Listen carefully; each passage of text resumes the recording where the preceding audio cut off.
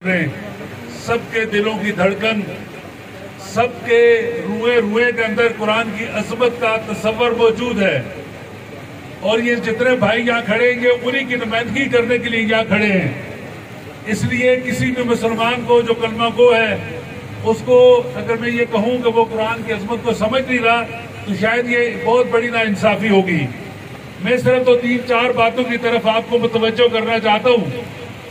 देखें, फ्रांस हो कि दुनिया की कोई और ऐसी ताकत जो ताकूत के लंबरदार हो, कभी भी उसने दुनिया बनने से लेकर आज तक कभी भी उसने अल्लाह रब्बुल इज्जत के उस हुक्म को और अल्लाह ताला की उस जात को और अल्लाह ताला ने जो पैगाम मुझे और आपको दिया उसको कभी भी तस्लीम नहीं किया।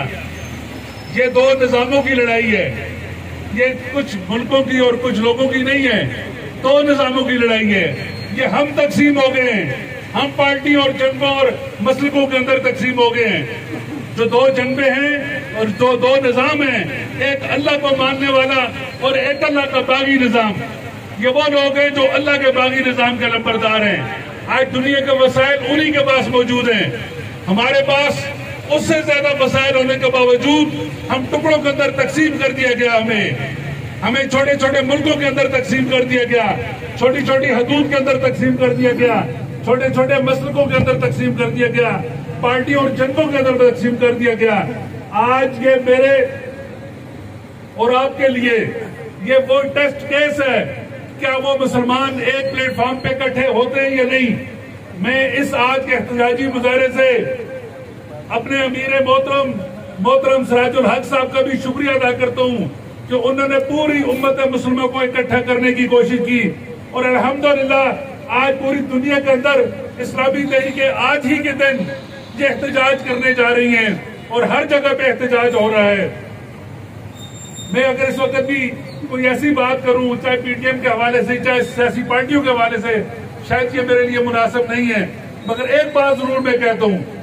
देखिए, ऐसे मर्द कलंदर जो इक़्तिदार के अंदर बैठे हो और फिर कुरान की बदतमीजी हो, कुरान के साथ ज्यादती हो, इससे आगे क्या कह सकते हैं हम आपको।